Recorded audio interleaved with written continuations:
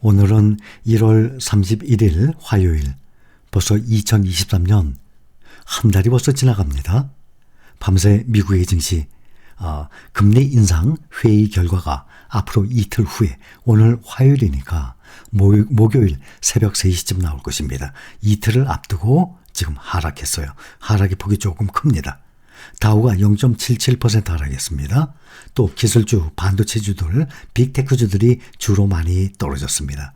나스닥이 1.96% 하락하고 S&P 500이 1.3% 하락해서 4017입니다.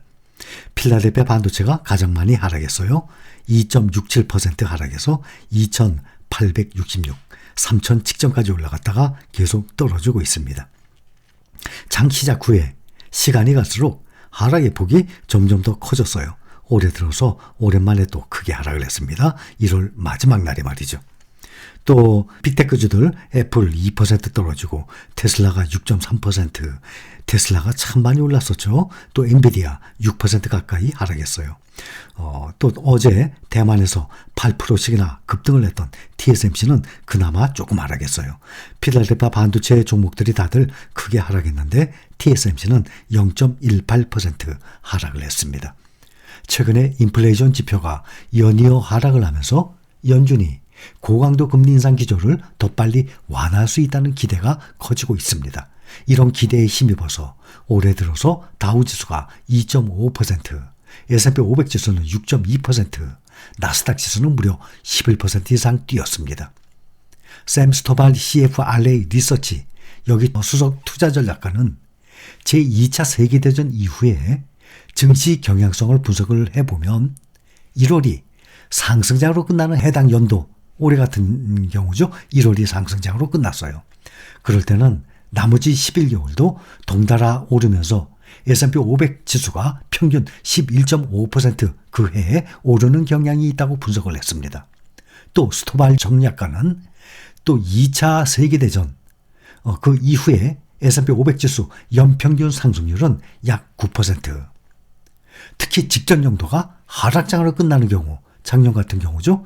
그 다음 연도에는 반등이 이루어진다면 상승폭이 평균 9%가 아니라 평균 14%를 기록해서 매수세가 들어진다고 설명을 했습니다. 국제통화기금 IMF 올해 세계 경제가 2.9% 성장할 것으로 전망을 하고 있습니다. 종전의 전망치보다 0.2% 상향 조정한 것입니다. IMF는 세계 경제 전망 보고서를 통해서 이 같은 내용을 발표했어요. IMF는 통화정책 효과에 따른 인플레이션 완화, 중국의 코로나 봉쇄 해제 이런 것들의 영향으로 올해 세계 경제 성장률이 이전에 예상했던 것보다는 올라갈 것으로 예측을 하고 있습니다. IMF의 보고서는 지난해 세계 경제는 3.4%의 성장률을 기록한 것으로 추정을 했습니다. 하지만 올해는 2.9%로 떨어진 뒤에 내년에 다시 3.1%로 다시 올라갈 것으로 전망을 하고 있습니다. 국가별로 보면 G2, 미국의 경우 올해 1.4%, 내년은 1%, 중국은 올해 5.2%, 내년에 4.5%의 성장률을 각각 기록할 것으로 전망을 하고 있습니다. 중국은 작년 4분기 실질 GDP 둔화로 인해서 지난해 성장률이 기존 전망치보다 0.2% 낮은 3%를 기록했어요. 이것은 지난해 세계 경제 성장률보다 낮은 것입니다. 중국의 경제 성장률이 세계 경제 성장률보다 낮아진 것은 최근 40여 년 내에 처음입니다. 세계 경제 전망 분석과 관련해서 IMF는 중국에서 코로나가 확산하면서 지난해 세계 경제가 둔화했는데 중국에서 이른바 제로 코로나 정책을 폐기하면서 예상보다 빠른 회복이 기대되고 있다고 밝혔습니다. 또 인플레이션의 경우 일부 개선되고 있는데 아직 대다수 지역에서는 아직 정점을 찍지 않은 것으로 분석을 하고 있습니다. 이번 주에 미국 증시 보면 S&P 500 지수에 상장된 빅테크 기업들을 포함해서 전체 20%가량의 기업, 그러면 100개 기업이 되겠죠? 약 100개 기업이 실적을 발표합니다. 특히 애플, 구글에 모여서 알파벳, 아마존, 페이스북, 또 이 실적들이 이 주목을 받을 전망들이에요. 완전히 빅테크주들이죠. 마이크로소프트는 했죠. 또 테슬라도 했죠. 그러면 그 외에 빅테크주들이 다 이번 주에 실적 발표합니다. 이번 주 실적 발표 예정 애플 현재 2% 떨어지고 아마존이 1.65% 하락하고 알파벳이 2.45% 모두 이번 주에 내일 모레 실적 발표할 텐데 주가가 다들 하락했어요. 미국 애플이 2019년 1분기 이후에 처음으로 매출 감소를 기록할 것으로 예상을 하고 있습니다. 지난해 4분기 애플의 매출 예상치는 우리 돈으로 약 150조가 채 안 됩니다. 전년에 비해서 한 20억 달러 정도, 1200억 달러에서 20억 달러 정도가 줄어들 것으로 예상하고 있어요. 예상이 맞아 떨어진다면 애플은 2019년 1분기 이후에 처음으로 매출 감소를 기록하게 됩니다.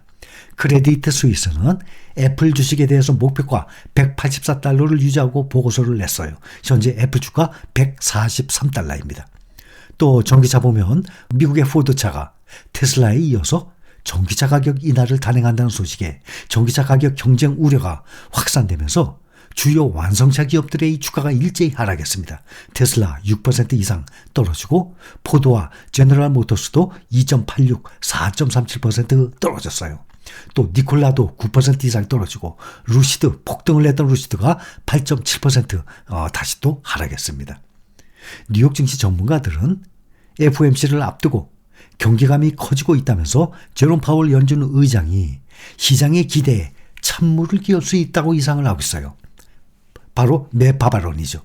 2월 연방공개시장위원회에서 기준금리가 0.25% 인상될 것이라는 전망이 강한데 시장과 연준의 서로 생각이 다르거든요. 이 괴리를 줄이기 위해서 연준이 고의적으로 매파적인 메시지를 보낼 것이라는 우려가 시장에 지금 부담으로 작용을 하고 있습니다. 앞으로 이틀 남았습니다.